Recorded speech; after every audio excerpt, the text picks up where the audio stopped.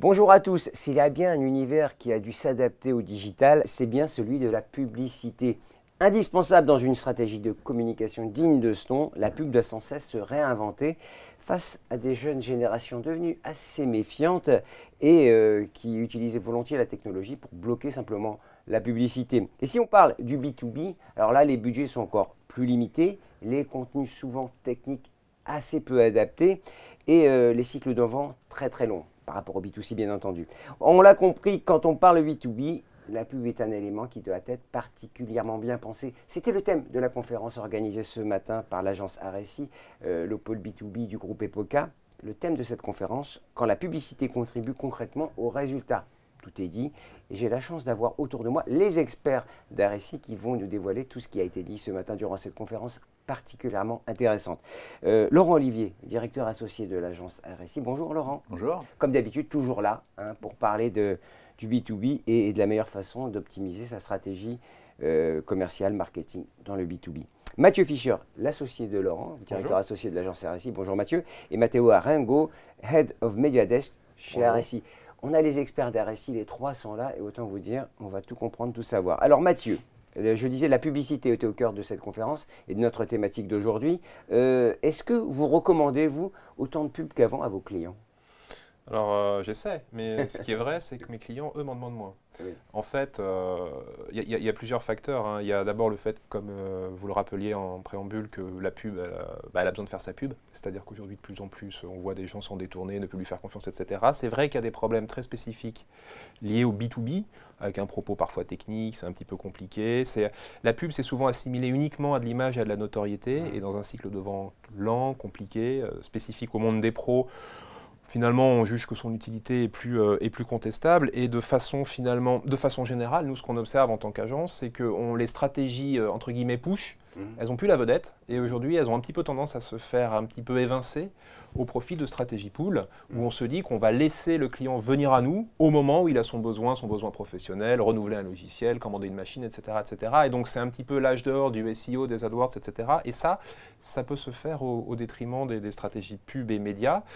Alors, juste un petit warning, c'est assez marrant et ça c'est de la data, donc c'est incontestable. On constate qu'il y a des marques qui remontent très bien avec ces stratégies en SEO. On a des fameuses marques top of list, page 1 Google, position 1, etc. Mais ce dont on s'aperçoit aujourd'hui quand on fait une analyse un peu plus fine que ça, c'est que ce n'est pas parce qu'une marque elle est en P1 qu'on va cliquer davantage dessus qu'une marque qui est en P3 ou en P4, pour utiliser un jargon un peu technique. Il faut être un expert quand même.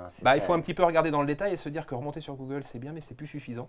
Et qu'on peut voir tout à fait… Il était temps, remarquez, parce que c'était la religion de la position sur Google. Oui, mais on va un peu plus loin maintenant et on a vu des marques faire des campagnes de pub, être en bas d'une page 1 de Google et finalement attirer plus de clics que des marques qui étaient en première position. On le verra tout à l'heure, ce qui compte aussi, c'est des clics qualifiés. Parce qu'évidemment, des leads… Et si on saupoudre et que tout le monde clique comme ça sans savoir où il va, c'est pas intéressant au fond. La pub, il y avait la répétition qui était important. Avant, on répétait le message, Là, on est passé à autre chose. Alors, on est passé à autre chose et on continue de répéter le message. On va voir un exemple dans un instant, la publicité Nibélis, où justement, il y a une dimension de série, de répétition, de saga qui est extrêmement importante. Les objectifs, les bons vieux objectifs de mémorisation et de présence à l'esprit de la pub sont toujours tout à fait d'actualité. On reste quand même sur les fondamentaux, si je puis dire. Tout à fait, mais on les complète. Alors, le mieux quand même pour convaincre, alors avec le digital évidemment c'est ce qui a été permis, le mieux pour convaincre un décideur quand il doit prendre une campagne, c'est le résultat. Absolument. Qu'est-ce qu'il en ressort et ça, le ROI, qu'est-ce qu'on ressort d'une campagne, c'est la clé d'un succès et la clé de la décision, justement. Tout à fait. Donc, les indicateurs, il y a des indicateurs qui n'ont pas changé. Historiquement, on peut comparer sa notoriété avant-après, on peut faire ce genre de test. Tout ça, le premier indicateur qui vient à l'esprit aujourd'hui lorsqu'on mène une action publicitaire, c'est évidemment de mesurer le trafic, de mesurer les gens qui ça, c'est facile. De mesurer les gens qui viennent à vous. C'est facile, mais ça ne fait pas tout. Et multiplier par 10 mon trafic, mais amener des gens qui ne sont pas dans ma cible, c'est un petit peu une perte d'énergie. Donc on va aller plus loin. Aujourd'hui, ce trafic, on va essayer de le qualifier, de voir qui sont ces gens, d'être en capacité surtout de savoir qui c'est et de les recontacter a posteriori. Et vous l'expliquiez ce matin très bien, selon les réseaux sociaux, la qualité du contact est très variable. Donc il faut aussi mesurer ça. Donc on est vraiment dans la finesse. Je vous propose, vous êtes venu avec quelques images, avec la pub Nibélis. Est-ce qu'on la regarde ensemble ? Volontiers. Quelques secondes, allez, pub. Je viens d'apprendre que mon codir était avancé à demain matin. Il me faut tout. Absentéisme, indicateur d'égalité femmes-hommes. Et demain? Vous préférez pas tout de suite? Avec Nibellis, monsieur Potier. J'édite automatiquement tous les tableaux de bord en quelques clics. Demain, Doris. J'adhère. Nibellis, demandez-nous demain. Alors dites-nous, qu'est-ce que vous avez voulu porter comme message?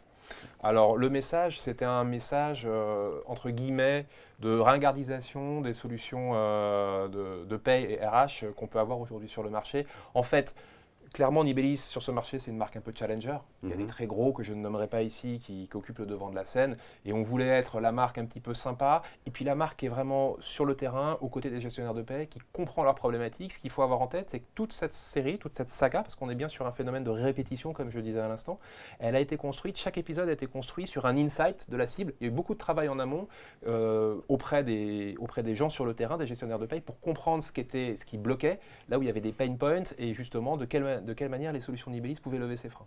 C'est un dispositif de quel ordre alors avec cette pub? En termes d'efficacité, c'est un dispositif qui a augmenté le trafic sur le site web d'environ 30-35%. Et c'est un dispositif qui, très concrètement, en termes de demande de contact, a multiplié par 2 ce type de demande entrante. Donc c'est une belle efficacité. Et le client était content. Le client est plutôt content.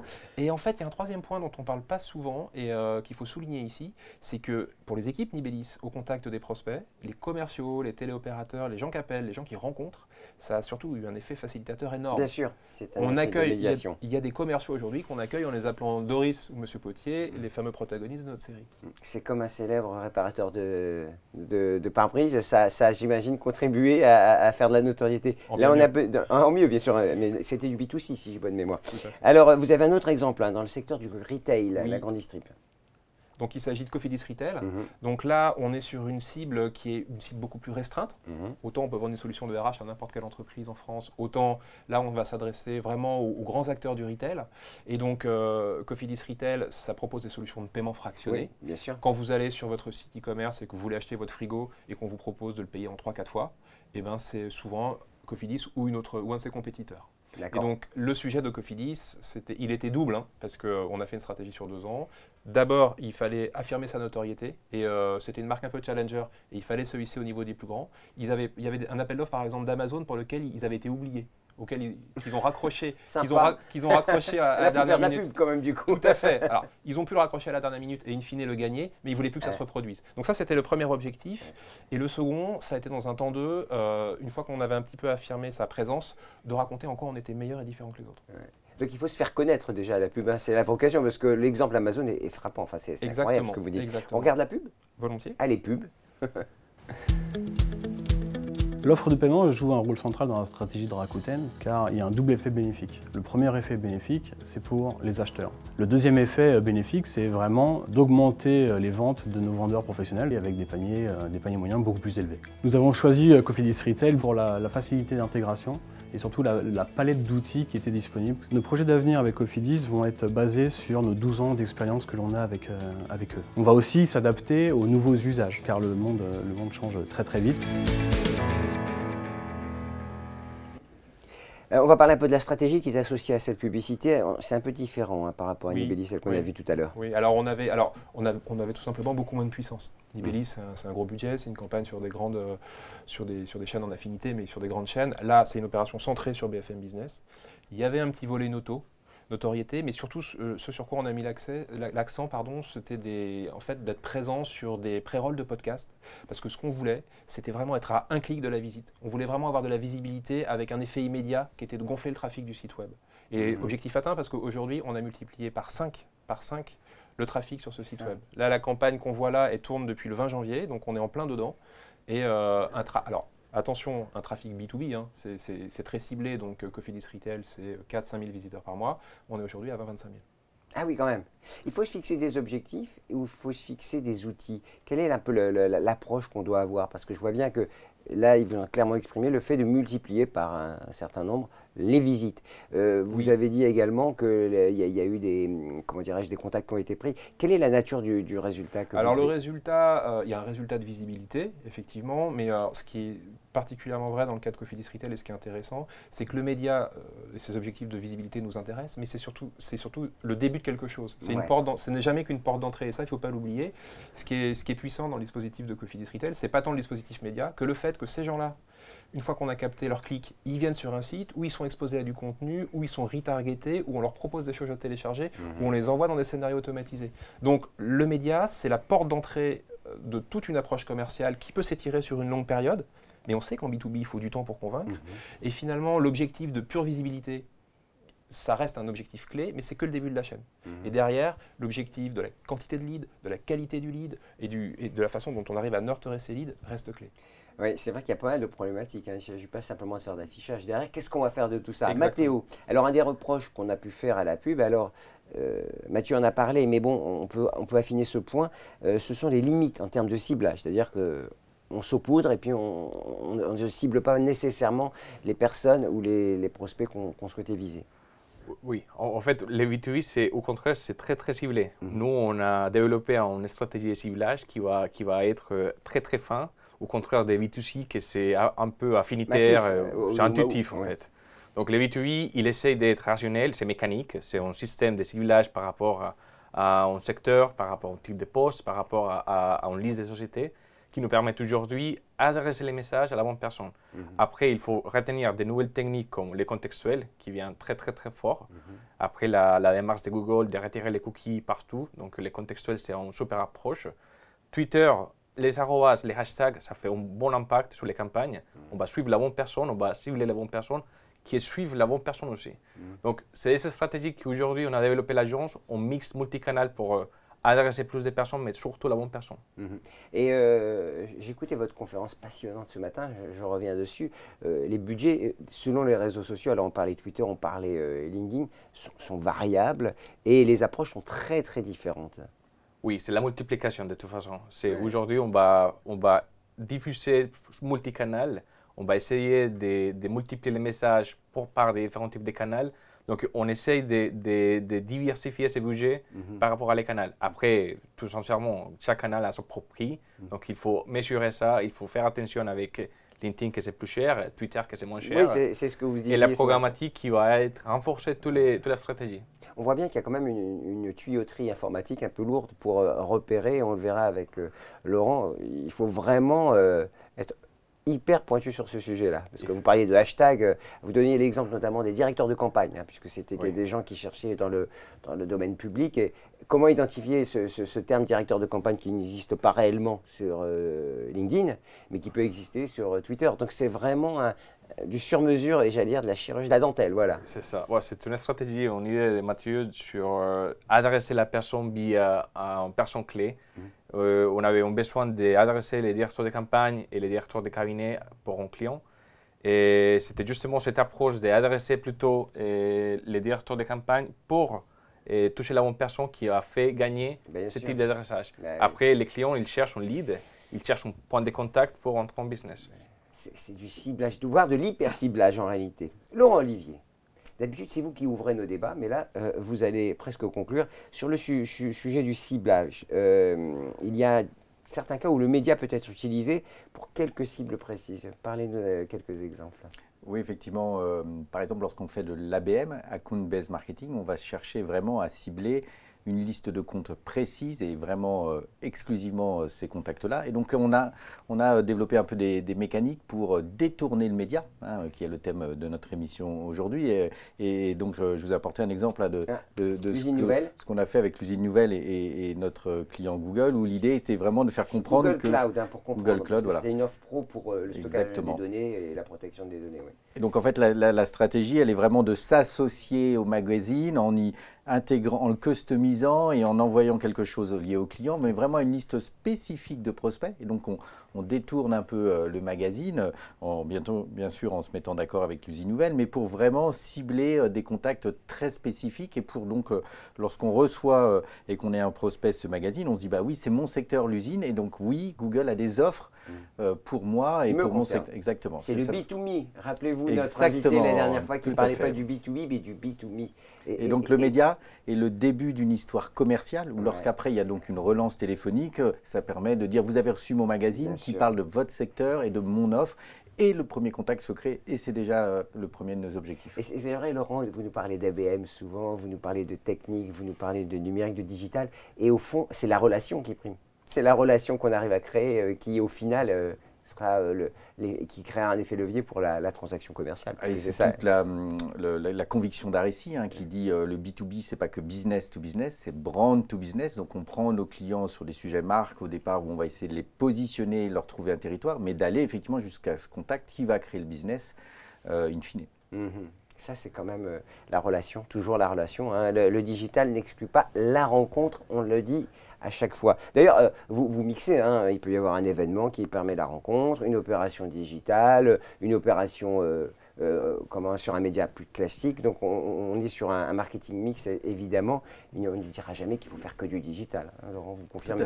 Tout à fait. En conclusion, Mathieu, est-ce qu'on peut continuer à faire de la pub et du média en B2B? Alors évidemment c'est un peu provoquant. Un petit peu. Mais il ne faut pas le faire n'importe comment. Et je pense qu'il y a des idées, des garde-fous à garder en tête qui sont propres au B2B. Alors le premier, c'est impensif, mais je vais quand même le rappeler. La pub, ça reste une affaire d'impact, ça reste une affaire de puissance du message. On l'a vu avec tout à l'heure nos exemples auprès des gestionnaires de paie. Si cette pub-là, elle marche bien, alors il y a des côtés un peu comédie, un peu gaguesque avec cette... mais ça marche aussi tout simplement parce que les... Il faut une part de créativité quand même quand on fait ouais, il y a la créativité, mais la créativité, elle s'exprime pleinement lorsqu'elle s'appuie sur des insights forts. Et je pense qu'une des grandes parties de la valeur de cette campagne, c'est d'être reparti des vrais pain points du quotidien du gestionnaire de paie et que les gens, en regardant ces spots, se sentent concernés. Donc ça, pour moi, c'est le premier point, c'est la puissance du message. Le deuxième point, on a un petit peu insisté dessus, c'est aujourd'hui, il y a une capacité à cibler permise par le digital qui est sans commune mesure avec ce qu'on faisait il y a quelques années. Et ça, pour moi, c'est la réponse totale. Ça va s'améliorer ce point-là d'ailleurs, le ciblage, parce que c'est l'enjeu. Aujourd'hui, est-ce que je touche la bonne personne? Ça bouge tous les jours Ouais. et on est de plus en plus pointu. Je vais donner un exemple très précis. LinkedIn a longtemps fonctionné sur du déclaratif, c'est-à-dire que ça vous permettait de cibler très finement en fonction de ce que la personne avait déclaré, en termes de job, de groupe, etc. De plus en plus, on passe sur un ciblage qui est comportemental, c'est-à-dire qu'on n'est plus sur du déclaratif, mais sur du comportement observé. En clair, même si je ne me suis pas déclaré comme étant un armateur ou m'intéressant au secteur maritime, si LinkedIn s'aperçoit que je clique et que j'interagis avec ces contenus-là plutôt qu'avec d'autres, de lui-même, je vais être classifié comme quelqu'un qui s'intéresse à ce sujet. Avec l'IA, j'imagine qu'on va faire un pas de géant. On est en train de les faire, exactement. C'est tout le mal qu'on vous souhaite, j'ai envie de dire, parce qu'on découvre un champ des possibles, un peu à l'image de la puissance de calcul qui est multipliée par 2 quasiment tous les ans. Là, on voit bien qu'on est encore plus précis et encore plus, plus direct avec les bonnes personnes. C'est un chemin que prennent les entreprises. Est-ce que la transformation des têtes s'est faite au niveau des décideurs? Elle est en cours, on y travaille, j'espère bien. On ne peut pas dire non plus que la pub ou le média soit chassé de la tête des décideurs. Ce qu'il faut juste qu'ils gardent en tête, je pense que c'est un petit peu ça l'idée, le mot de la fin un petit peu à retenir, c'est que le média, oui, mais adapté au B2B et surtout le média comme le début de l'histoire, ce fameux brand to business, le média est une très belle porte d'entrée, il faut savoir la maintenir et pour l'image et pour la capacité à cibler, mais derrière le média, il y a des gens à targeter, à retargeter, à qualifier, à travailler, à rencontrer et in fine à faire signer. Ce que vous dites Mathieu, c'est que quand on a un budget, on pense large. Comment vous dites en anglais? Always on, c'est ça? Sur toute la filière qui va de la pub jusqu'au contact direct. En fait, voilà, on a des dispositifs aujourd'hui qui s'étirent dans le temps parce qu'ils calquent ce fameux process de décision long du B2B et donc ça nous arrive encore de travailler en mode campagne et d'avoir des pushs assez puissants à un certain moment de l'année. Quand même. Tout à fait, mais de façon générale, on bascule sur, comme vous disiez, des mécaniques always on, c'est-à-dire qu'on est un petit peu en fonction des besoins de ce qui remonte, toujours un peu actif et on approvisionne petit à petit, mais avec des leads de qualité, plutôt que d'aller chercher d'un coup des visiteurs un peu touristes. Bah oui, touriste. C'est une vision tout simplement durable hein, et constructive pour générer du chiffre d'affaires et de l'activité, évidemment. Merci beaucoup Laurent Olivier, je rappelle que vous êtes directeur associé chez RSI et vous êtes l'associé de Mathieu chez RSI. Et Matteo Aringo, Head of Media Desk chez RSI. Voilà, à très bientôt. Merci au Studio Victoire pour la qualité de ces images. À très bientôt.